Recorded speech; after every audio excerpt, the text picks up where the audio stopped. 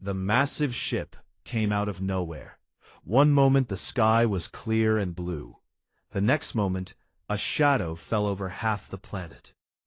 The vessel was so large that people on the ground could see it without telescopes. It hung in orbit like a metal moon, dark and threatening. Captain Jake Morrison stood on the bridge of the Starward Horizon, Earth's best diplomatic vessel. He was a tall man in his 50s, with gray hair and tired eyes. He had seen many strange things in his 30 years of service, but nothing like this. "That thing is bigger than Manhattan," said Lieutenant Ben Carter from his station. He was younger than Jake, with a sharp tongue and quick mind. "Actually, scratch that. It's bigger than most countries." Dr. Amy Russo walked up beside Jake. She was the ship's xenolinguist, an expert in alien languages and cultures. Her job was to make first contact go smoothly. She pushed her glasses up her nose and stared at the screen. "They're hailing us," she said. "All frequencies. They want everyone on Earth to hear this." Jake nodded slowly. "Put it through." The screen flickered. A face appeared. It was not human. The creature had 6 limbs, scales like a lizard, and eyes that glowed yellow. It wore golden armor, covered in medals and symbols. Behind it stood dozens of similar creatures, all watching with cold expressions. "I am High Arbiter Ketvolon," the creature announced. Its voice was deep and rumbling, translated automatically by the ship's computers. "Supreme Commander of the Valorian Galactic Empire. We rule 12,000 star systems. We command 1,000,000 warships. We have conquered 500 species across this galaxy." Jake raised an eyebrow, but said nothing. Kethvolon continued. "Your planet has been selected for integration into our glorious empire. You will surrender immediately. Your governments will dissolve. Your militaries will disarm. Your people will serve the empire with gratitude and obedience." The alien paused for effect. "Resist, and you will be destroyed. Cooperate, and you will be shown mercy. You have 1 hour to respond." The transmission ended. The bridge was silent. Jake stared at the blank screen.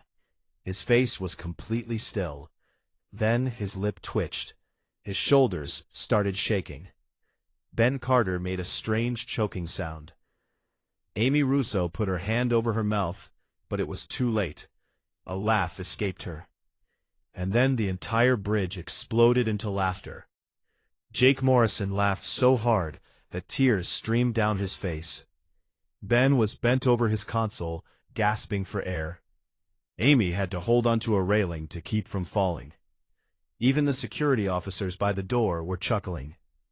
The communication officer, a young woman named Sophie Grant, looked confused. "Sir? Captain, what do we do?" Jake wiped his eyes and tried to catch his breath. Sorry, he managed. "It's just—" He looked at the screen where the alien had been. "Did you see his face? He was so serious." "They practiced that speech," Ben wheezed. "You know they practiced it. Probably in front of a mirror."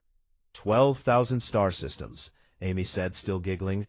1,000,000 warships, and they thought that would scare us." Sophie still looked worried. "But sir, shouldn't we be concerned? They seem very powerful." Jake finally got control of himself. He straightened his uniform and took a deep breath. But the smile never left his face.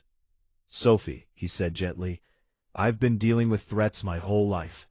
My grandfather told me stories about the Cold War, when humans pointed enough nuclear weapons at each other to destroy the planet 50 times over. My father served in 3 different wars. I've seen what humans do to each other." He gestured at the alien ship on the screen.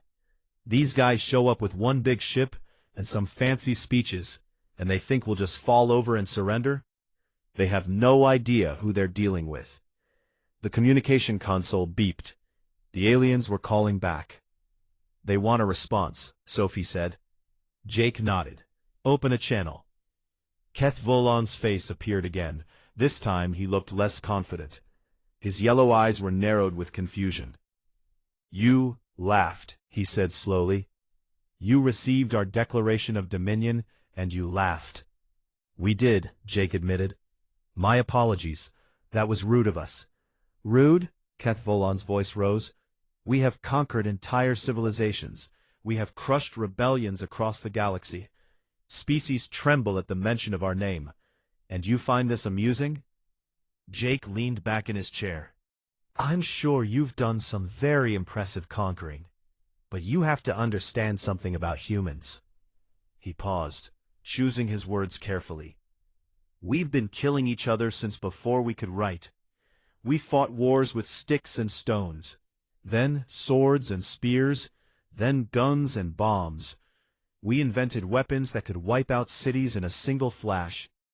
We built machines specifically designed to cause the maximum amount of suffering to other humans." Keth Volan said nothing. "And here's the thing," Jake continued. "We did all of that to ourselves, our own species, our own brothers and sisters, for thousands and thousands of years." He smiled warmly at the alien.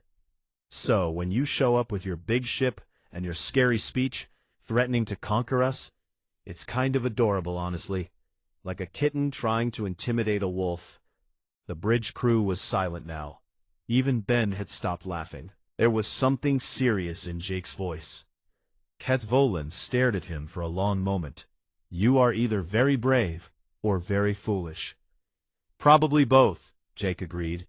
"But here's what I suggest.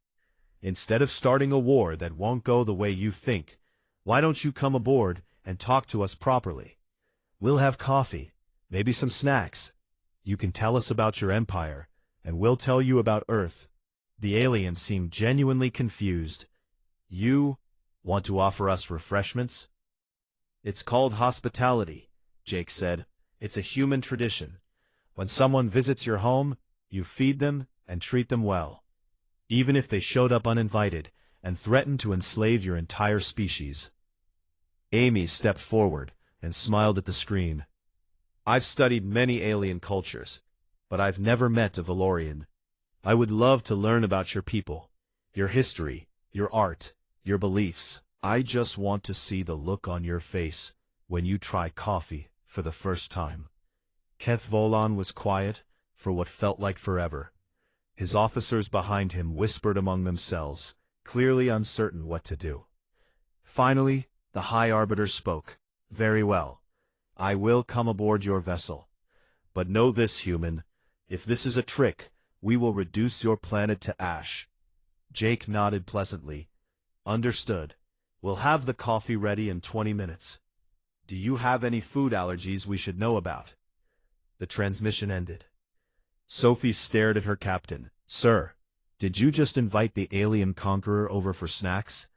Jake stood up and stretched. "I did. And trust me, Sophie, by the end of this visit, they're going to wish they'd never found Earth." He smiled, but there was something sharp behind his eyes. Not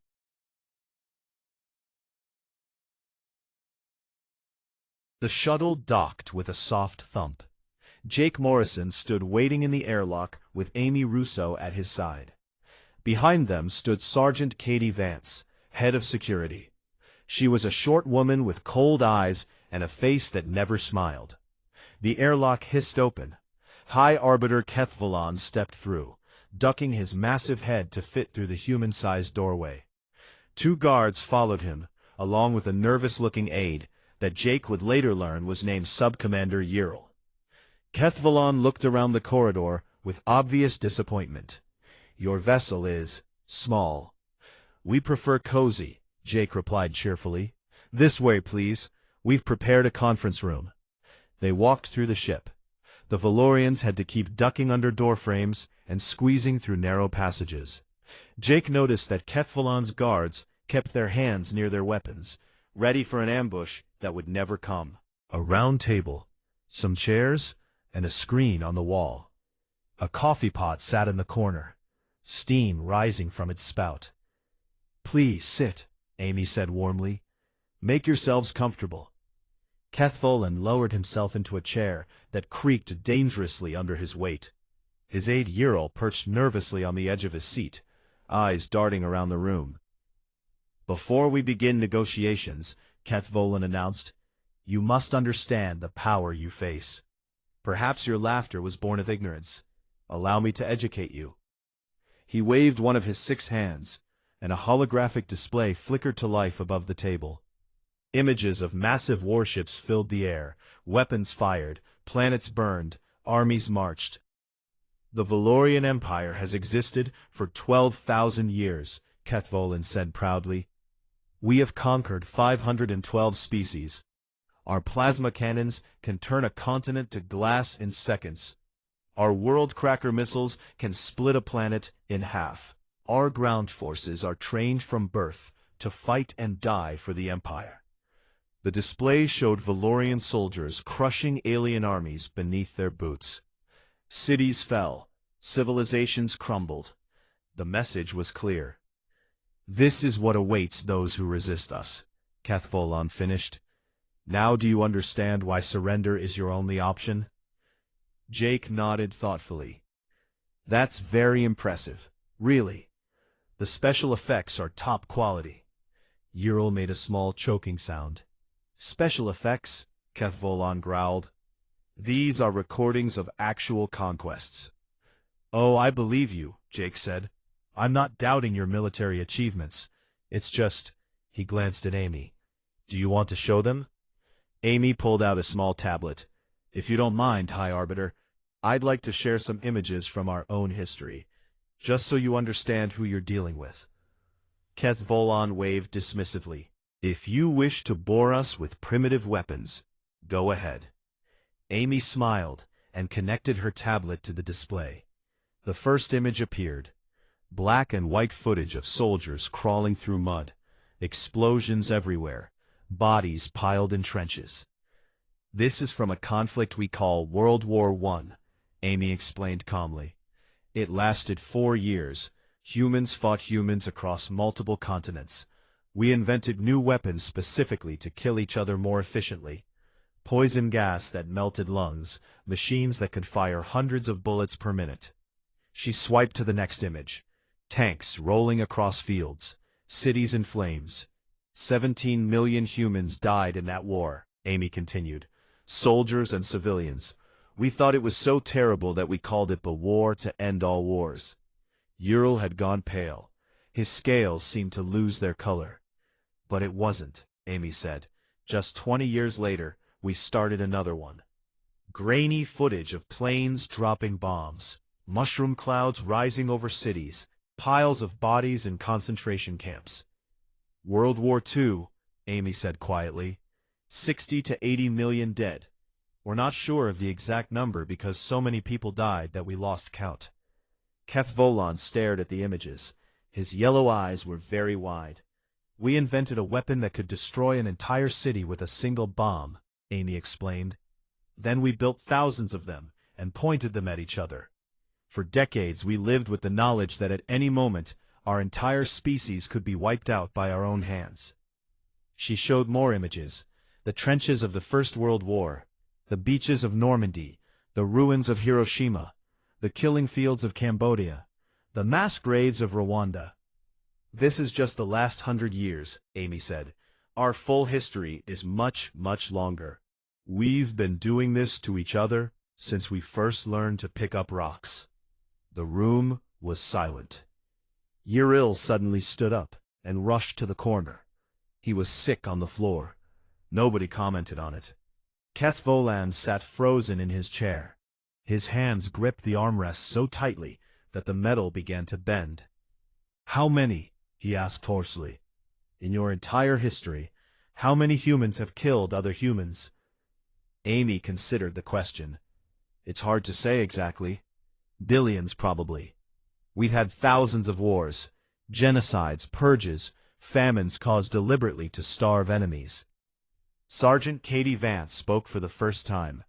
Her voice was flat and calm. "And that was before we invented space travel," she said. "We reached the stars about 80 years ago.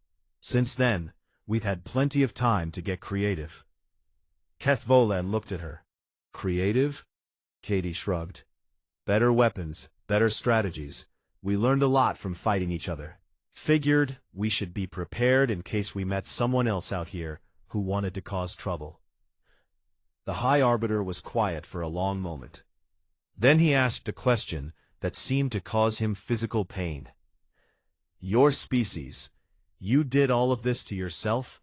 Not to enemies? Not to conquered peoples? To your own kind? Jake nodded. That's right. Brothers killed brothers. Neighbors killed neighbors.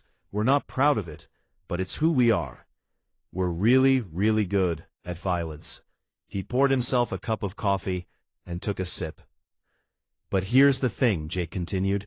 We're also really, really good at other stuff. We create beautiful art. We write music that makes people cry. We build things just to see if we can. We dream of better futures, even when everything looks hopeless. He set down his cup. So when you show up and threaten to conquer us, we don't panic. We've survived worse. We've survived ourselves. Whatever you can throw at us, we've probably already done to each other at some point. Kethvolan stood up slowly.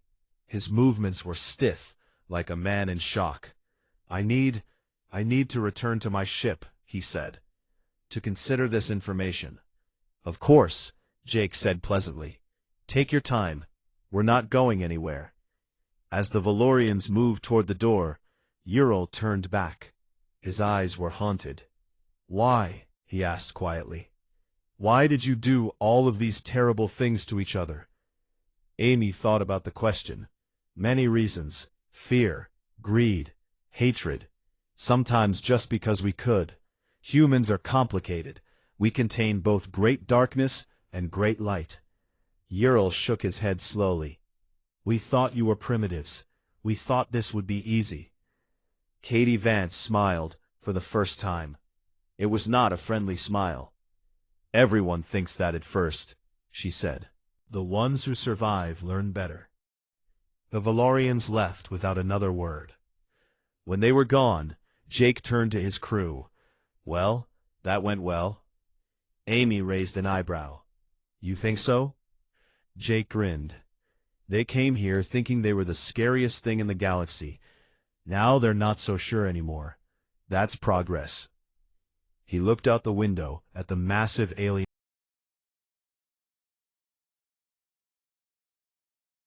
3 weeks had passed since the Valorian Empire arrived at Earth. The occupation, if you could call it that, was not going according to plan. High Arbiter Kethvolan stood in his command chamber, reading reports with growing horror. His hands trembled as he scrolled through page after page of disasters. This cannot be happening, he muttered. The problems had started small. Valorian soldiers were stationed in human cities to maintain order and remind the population of their new masters. But the humans refused to act like conquered people. They were friendly. They were curious. They kept offering the soldiers things. Trooper Nix was one of the first to fall. He was young by Valorian standards, only 40 years old. He had been assigned to patrol a university campus in a place called California. His orders were simple. Look intimidating, report any resistance, and remind the humans of their inferior status. On his first day, a human student walked up to him without any fear. Hey, big guy, the student said. He was a young man named Danny Chen Wallace, with messy hair and a friendly smile. You look bored. Want to come hang out? Nix was confused. Hang out? Yeah, you know, relax, have fun. Danny shrugged. There's a gaming tournament in the student center. You should check it out. Nix had never heard of gaming. His entire life had been training, fighting, and serving the Empire. The concept of doing something just for fun was foreign to him. But he was curious, and his supervisor was on the other side of campus. I suppose I could observe, he said carefully, for intelligence purposes. 3 hours later, Nix was completely hooked. The gaming tournament featured something called competitive fighting games. Humans sat at screens, mashing buttons, controlling digital warriors in combat. The crowd cheered. Players trash-talked each other. It was chaotic and loud and absolutely wonderful. Danny handed Nix a controller. "Want to try?" Nix lost his first match badly, and his second, and his third. But something strange happened. He started laughing. For the first time in his life, he was having fun. By the end of the week, Nix had joined an online gaming guild. His human teammates had no idea he was an alien soldier sent to occupy their planet. They just knew him as Nix Destroyer 420, and they thought he was pretty cool. The same pattern repeated across the planet. In New York, a squad of Valorian soldiers discovered pizza. They had never tasted anything so delicious. Within days, they were regular customers at a small restaurant in Brooklyn, tipping generously and asking for extra cheese. In Tokyo, a Valorian officer became obsessed with animated films. She watched dozens of them, crying openly at the sad parts. Her subordinates found her singing theme songs in the shower. In London, a group of soldiers discovered football. They started a betting pool. Then they started playing. The sight of massive six-limbed aliens kicking a ball around a field became oddly normal. And everywhere, the humans introduced the Valorians to coffee. The effect was immediate and devastating. Valorian biology processed caffeine differently than humans. 1 cup made them energetic. 2 cups made them euphoric. 3 cups, and they started hugging everyone and talking about their feelings. Commander Prella was in charge of the occupation forces in North America. She was a hardliner, a true believer in the Empire's mission. She watched her troops fall apart with growing despair. "Trooper Ven, what are you doing?" she demanded one morning. Trooper Ven looked up guiltily. He was wearing a colorful hat and holding something on a stick. "It is called a corn dog, Commander," he said. "The humans cook meat and cover it in bread. It is perhaps the greatest achievement of any civilization." "Take off that ridiculous hat immediately." "But Commander, the human called it a party hat. He said I looked festive." Prella sent urgent reports to the High Arbiter. Her words grew more desperate with each transmission. "They are not resisting," she wrote. "They are assimilating us. Our soldiers are losing their discipline. They speak of human concepts like weekends, vacations, and work-life balance." One trooper asked me what his hobbies were. I did not know how to answer, because I do not have any hobbies. I have only ever served the Empire. She paused, then added, "I fear I am beginning to understand why humans laugh so much. They find joy in small things. It is strange and wonderful and terrifying." The breaking point came when 3 senior officers formally requested asylum. Kethvalan could not believe what he was reading. Commander Drex, a decorated veteran of 40 campaigns, wanted to stay on Earth. His reason? He had fallen in love with human cooking shows and wanted to open a restaurant. "This is impossible," Kethvalan said. "We are the conquerors. They are the conquered. How is this happening?" His aide Ural cleared his throat nervously. "High Arbiter, if I may." "Speak." "I have been studying the humans, reading their history, their philosophy, their stories. I think I understand what is happening." Ural pulled up a display showing human cultural exports: music, films, games, food, art. "Humans are social creatures," Ural explained. "They survive by forming connections. They welcome strangers. They share their culture freely. They make friends even with people who should be their enemies." He pointed to statistics showing Valorian morale plummeting, while human approval ratings soared. "They are not fighting us because they do not need to. They are doing something far more effective. They are making us like them. And once we like them, how can we conquer them?" Kethvalan sank into his chair. "This is a form of warfare I have never encountered." "It is not warfare at all," Ural said quietly. "That is why it works." Meanwhile on Earth, Danny Chen Wallace was teaching Nix about memes. "Okay, so this one is a cat," Danny explained, pointing at his phone. and the text says, "I can has cheeseburger." It's funny, because the grammar is wrong. Nick stared at the image. Then he started laughing, a strange hissing sound that humans found oddly endearing. "I do not understand why this brings me joy," Nix admitted. "But it does." Danny grinned. "That's the beauty of memes, dude. They don't have to make sense. They just have to feel right." Nix looked at his human friend. "Danny, can I ask you something?" "Sure." "Why are you being kind to me? I am a soldier sent to conquer your planet. By all logic, you should hate me." Danny thought about it for a moment. Then he shrugged. "I guess I figure you're just a guy doing your job. It's not like you personally chose to invade Earth. And besides, you're pretty cool once you get past the whole giant lizard soldier thing." He handed Nix a slice of pizza. Plus, anyone who appreciates good pizza can't be all bad. He had eaten human food before, but this time it tasted different. It tasted like friendship.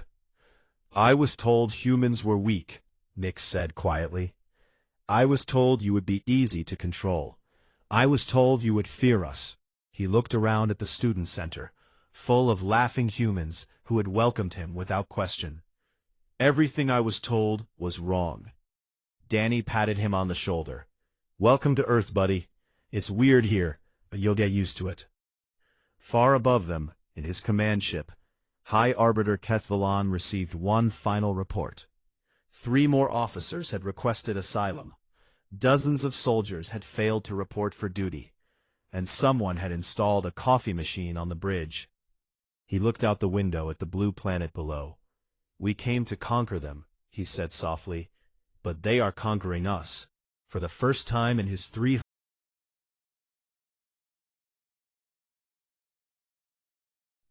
The Valorian High Council met on their home world for the first time in 300 years.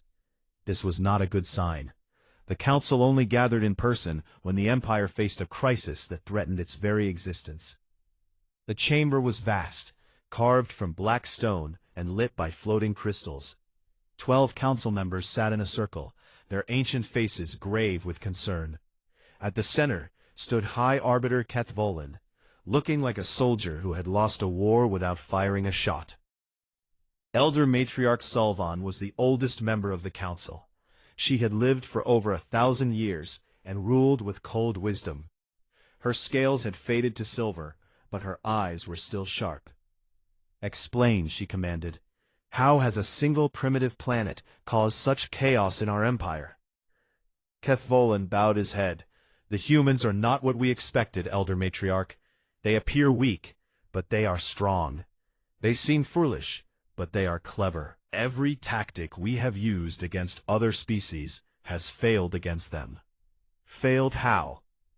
"When we threatened them, they laughed. When we showed them our power, they showed us their history, and it was more terrible than ours. When we occupied their world, they welcomed our soldiers and turned them against us with kindness." Solvan's eyes narrowed. "Kindness? It is a weapon we have never faced before. Our troops are abandoning their posts. They speak of human concepts like friendship and happiness. They question why they serve the Empire at all." The council murmured among themselves. This was unprecedented. "There is more," Kethvolan continued heavily. "We have received reports from across the Empire. Ideas are spreading. Dangerous ideas." He pulled up a holographic display. It showed communications intercepted from a dozen conquered worlds. The subject species are learning about humanity. They hear stories of a people who faced the Empire and did not bow. They learn about human concepts like freedom, democracy, and self-determination. And they are beginning to ask why they cannot have these things. Solvan leaned forward. "Rebellions? Small ones, for now. But they are growing. 3 worlds have already demanded independence. 12 more are showing signs of unrest." The chamber fell silent. The Valorian Empire had not faced a serious rebellion in over 2,000 years. "Bring me the humans," Solvan commanded. I wish to see these creatures for myself. 1 hour later, the human delegation entered the chamber. Ambassador Ryan Torres led the group. He was a middle-aged man with a kind face that hid a sharp mind. Behind him walked Admiral Lisa Nakamura, commander of Earth's defense forces. She was small and quiet, with the patient eyes of someone who had learned to wait for exactly the right moment. Amy Russo was there too, along with Captain Jake Morrison. They stood before the council without any sign of fear. Solvan studied them for a long moment. "You are smaller than I expected." "We get that a lot," Torres replied pleasantly. "It's nice to finally meet you, Elder Matriarch. We've heard so much about the Valorian Council." "Have you? And what have you heard?" Torres smiled. "That you're the real power behind the Empire. That Keth Volan and his fleet take orders from this chamber. That nothing happens in Valorian space without your approval." Solvan's expression did not change, but there was a flicker of something in her eyes. Respect, perhaps, or caution. "You have caused considerable trouble for our empire," she said. "We came to offer you a place among our subject species. Instead, you have corrupted our soldiers, spread dangerous ideas, and inspired rebellion across our territory." Torres nodded. "Sorry about that. Are you?" "Not really, no." The council members shifted uncomfortably. No one had ever spoken to the elder matriarch so casually. Solvan pressed on. "We still have the power to destroy your world. 1 million warships, remember? Perhaps we should simply eliminate the problem at its source." Admiral Nakamura spoke for the first time. Her voice was calm and quiet. "You could try," she said, "but I wouldn't recommend it." "Oh, and why is that?" Nakamura pulled out a small device and activated it. A holographic display appeared, showing Earth surrounded by hundreds of warships. "You detected our fleet when you first arrived," Nakamura explained. "Your sensors showed approximately 400 human vessels near Earth. You assumed the readings were errors because a primitive species couldn't possibly have that much firepower." The council members leaned forward, suddenly interested. "They weren't errors," Nakamura continued. "We have 412 warships currently defending Earth. Each one is equipped with weapons, based on the same technology we used to destroy ourselves in the old days. Nuclear missiles, antimatter torpedoes, things we invented to kill each other with maximum efficiency." She paused. "We also have another 600 ships stationed at various points throughout your empire. We've been moving them into position for the past 2 weeks. Your sensor networks didn't catch them because, frankly, your security has some holes that we were happy to exploit." Keth Volan made a strangled sound. 1,000 warships? How? Jake Morrison shrugged. "We've been building them for decades, just in case we ever met anyone unfriendly out here. Old human habit. Hope for the best, prepare for the worst." Solvan's ancient face had gone very still. "You could have attacked us at any time." "We could have," Torres agreed. "But we didn't want to. See, here's the thing about humans. Yes, we're good at violence. We're really good at it. But we're tired of it. We've spent thousands of years hurting each other, and we finally figured out that it doesn't solve anything." He stepped forward, his voice warm and sincere. "We don't want to fight you. We don't want to conquer you. We want something better. We want trade. We want cultural exchange. We want to be friends." Solvan laughed. It was a dry, rustling sound. "Friends? With an empire that came to enslave you? Why not? Your soldiers seem to like us well enough, and from what we hear, most of the species you've conquered didn't really want to be conquered. They might prefer a different arrangement too." It showed communications from across the empire, messages from subject species reaching out to humanity, asking for help, asking for hope. "The rebellion isn't really about us," Torres said gently. "It's about them. All those species who lost their freedom, their culture, their identity. They see humans standing up to the Empire, and they remember what it felt like to be free. He looked directly at Solvan. You can crush them. You have the power. But you'll be fighting forever. Every generation, new rebels will rise. The ideas are already out there. You can't kill an idea with warships. The chamber was silent. Or, Torres continued, you can try something different. Let the subject species go. Transform the Empire into a cooperative. Free trade, mutual defense, shared governance. You'd still be powerful, still be respected, but you'd be partners instead of masters. Solvan stared at him for a long time. And if we refuse? Admiral Nakamura answered. Then we release everything. Every piece of intelligence we've gathered. Every communication intercept. Every secret your empire has tried to bury. We give it to the subject species, all of them, all at once. And then we see what happens. She smiled, and it was not a friendly smile. You've held this empire together through fear for 12,000 years. How long do you think it would last if that fear disappeared? The council members looked at each other. They had ruled through strength for so long that they had forgotten there were other ways. Solvan turned to Kethvolan. What do you think, High Arbiter? You have spent the most time with these humans. Kethvolan was quiet for a moment. Then he spoke slowly. When I first met them, I thought they were fools. They laughed at our power. They offered us hospitality when they should have been afraid. I did not understand them at all. He looked at the human delegation. But I understand them now. They are not weak. They are not foolish. They simply believe that there are better ways to exist than through conquest and domination. And I think they might be right. The chamber buzzed with shocked whispers. The High Arbiter, agreeing with the enemy? Solvan raised a hand for silence. She studied the humans for a long moment, her ancient eyes thoughtful. You offer us partnership instead of war, she said finally. Trade instead of tribute. Freedom instead of control. Torres nodded. That's right. And if we accept, what guarantee do we have that humanity will not simply conquer us once we show weakness? Jake Morrison spoke up. You don't have a guarantee. You just have our word. And I know that doesn't mean much coming from strangers. He stepped forward.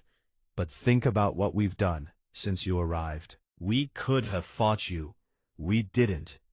We could have attacked while your troops were distracted by pizza and video games. We didn't. We could have launched our ships and started a war that would have killed billions on both sides.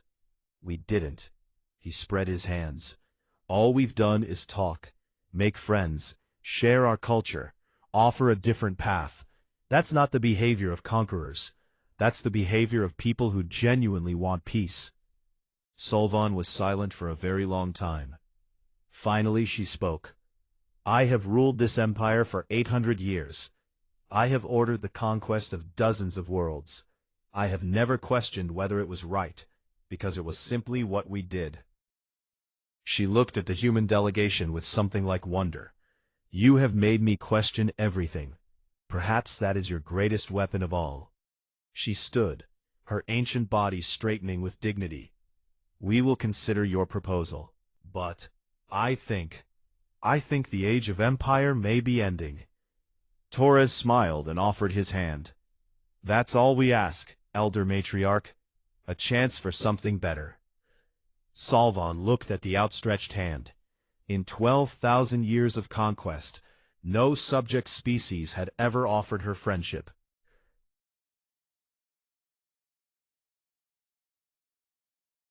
"5 years had passed since the day the Valorian Empire arrived at Earth. The galaxy had changed in ways no one could have predicted. The Empire was gone.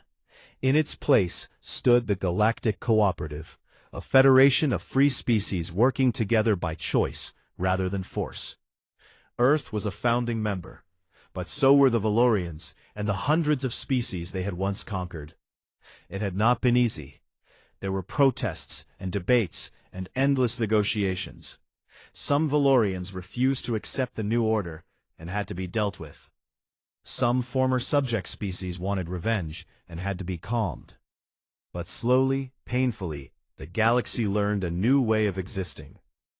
Admiral Jake Morrison stood on the bridge of his new flagship, watching the stars drift past. He had been promoted twice since first contact. His hair was completely gray now, but his eyes still held that spark of humor. Dr. Amy Russo was beside him, as always. She had become the Galactic Ambassador, traveling between worlds to solve disputes and build connections. Her work had earned her respect across a dozen species. "Beautiful, isn't it?" Jake said, gesturing at the view. Amy smiled.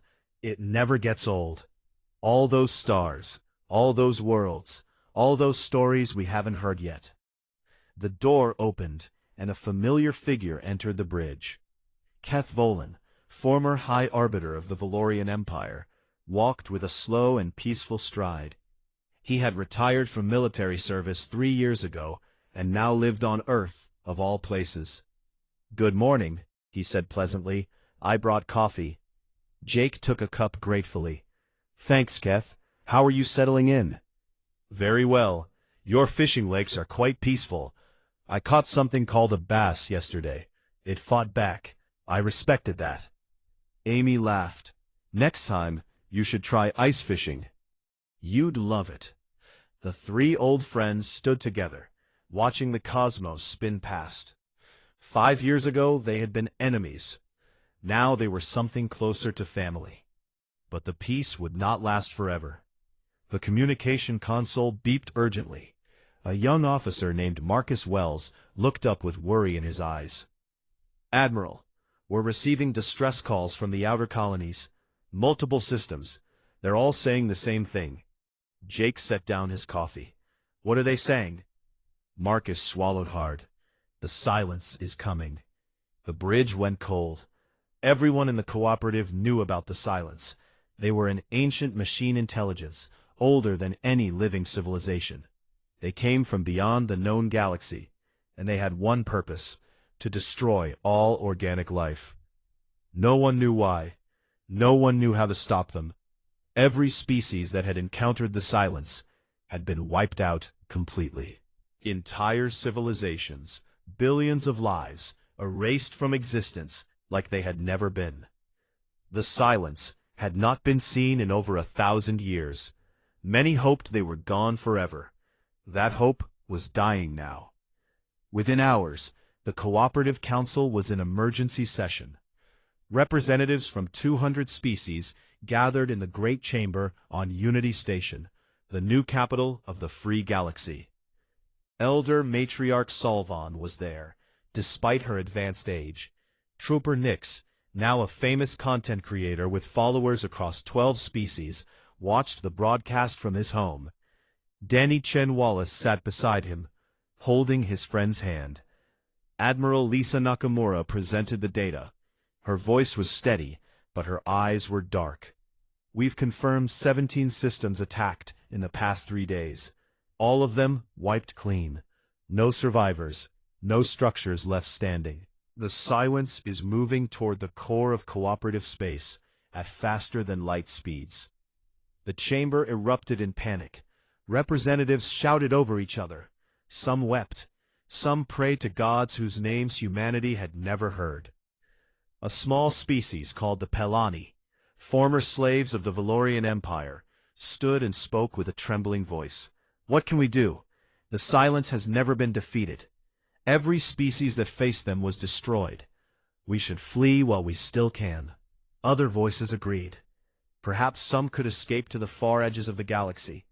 Perhaps some could hide and survive. Admiral Jake Morrison rose from his seat. The chamber slowly fell silent. Everyone knew the human who had laughed at the Valorian Empire. Everyone respected the man who had helped build the cooperative from the ashes of conquest. "You're scared," Jake said quietly. "I understand. This enemy is different from anything we've faced before." They're ancient and powerful and relentless. Every species that stood against them was wiped out. But here's the thing. We're not every species. We're the Galactic Cooperative.